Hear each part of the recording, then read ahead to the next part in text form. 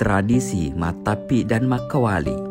Tapi atau keris dan kawali atau badik adalah dua senjata tajam atau parewa Mataram yang berbeda fungsi pemakaiannya, meskipun sama-sama bukan peralatan utama dalam peperangan.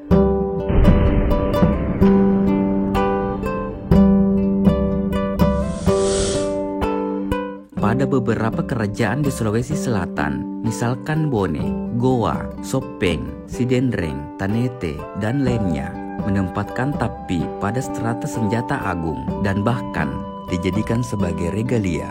Maka setiap rumpun keluarga bangsawan mewariskan tapi kepada setiap pelanjut generasinya yang dipandang paling berkompeten dalam rumpun itu.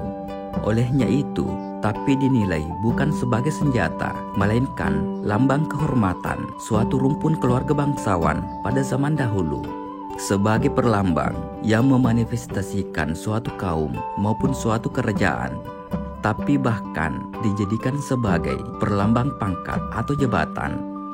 Tatkala seorang raja atau pejabat adat berhalangan untuk hadir dalam suatu undangan perhelatan, kerap mengirim tapinya ke acara tersebut sebagai syarat kehadirannya. Bahkan bagi seorang raja maupun pangeran pada zaman dulu, jika hendak menikahi seorang perempuan yang berderajat sama ataupun todeceng, biasanya hanya mewakilkannya pada tapina yang dibawa oleh seorang pengikutnya atau joana. Tapi adalah perlambang kehormatan seseorang maupun kaum, sehingga dengan mengenakannya maka ia bisa dikenali bahwa pemakainya itu berasal dari suatu strata tertentu. Semisalkan seorang mengenakan tapi bergagang gigi taring berukir dan sampirnya atau palajarena dibungkus logam mulia, emas atau perak berukir, maka dikenallah ia sebagai seorang bangsawan tinggi yang setidaknya berpredikat rajeng matase ataupun bahkan sengaji. Terlebih pula, jika warangkangnya atau wanwana terbungkus pul logam mulia bertatahkan permata, maka bisa saja ia merupakan seorang arum yang berderajat sengaji atau rajeng dari kerajaan Teluk Poncoe ataupun Teluk Bocoe.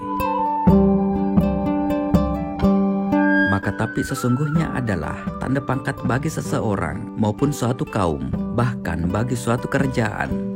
Lain hanya dengan kawali atau badik yang dipakai secara umum, yakni kaum bangsawan maupun masyarakat secara umum.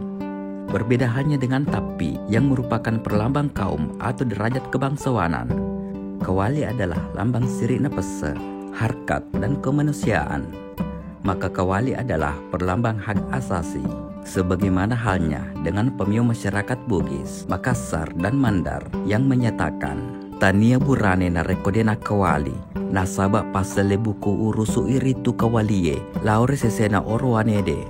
Bukanlah laki-laki jika tidak membawa badik, karena kawali itu adalah pengganti tulang rusuk bagi laki-laki. Bahkan kaum Adam dipercayai, jika rusuk kirinya berkurang satu sebagai bahan ciptaan Hawa, maka sesungguhnya seorang laki-laki dianggap tidak lengkap jika tidak menyelipkan sebilah badik di pinggang kirinya. Badik sebagai perlambang hak asasi, maka dalam setiap kesempatan seorang laki-laki haruslah mempertahankan badiknya dengan taruh nyawa. Disebabkan karena ukurannya yang tidak terlalu besar, maka kawali bukanlah senjata perang yang ideal seperti tombak, besi, atau poke, ataupun kelewang, alameng, penge, sondri, lampe, sinangke. Namun dipandang dari ukurannya yang pendek, maka badik digunakan sebagai senjata jarak dekat yang dipandang ideal, digunakan dalam si gajang lalalipa, baku tikam dalam satu sarung, ataupun si gajang siak kelutureng, baku tikam yang didahului dengan prosesi saling berhadapan dengan posisi berlutut. Namun bagaimanapun, kawali adalah personifikasi paling luhur bagi kehormatan diri bagi setiap pribadi. Bahkan lebih dari itu, kawali sebagai lambang harkat diri bahkan seringkali dipilah dari martabat jabatan, hingga setiap orang berhak menyatakan, "Degaga puana kawaliku sangadina Allah Ta'ala, tiada Tuhan bagi badikku selain Allah Ta'ala."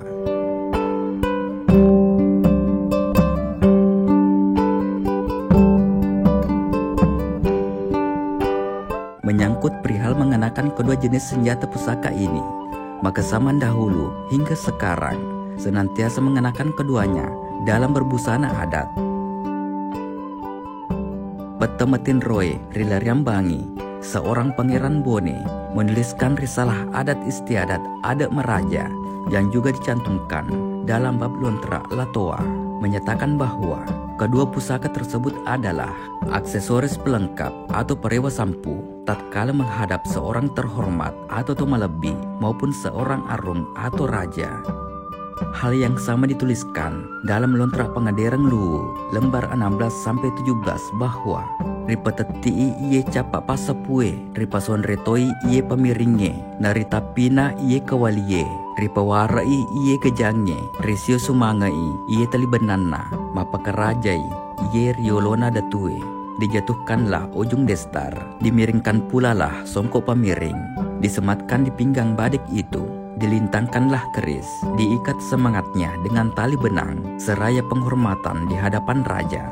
Olehnya itu, dengan menyematkan badik dan keris, justru merupakan bagian penghormatan jika menghadap sang raja.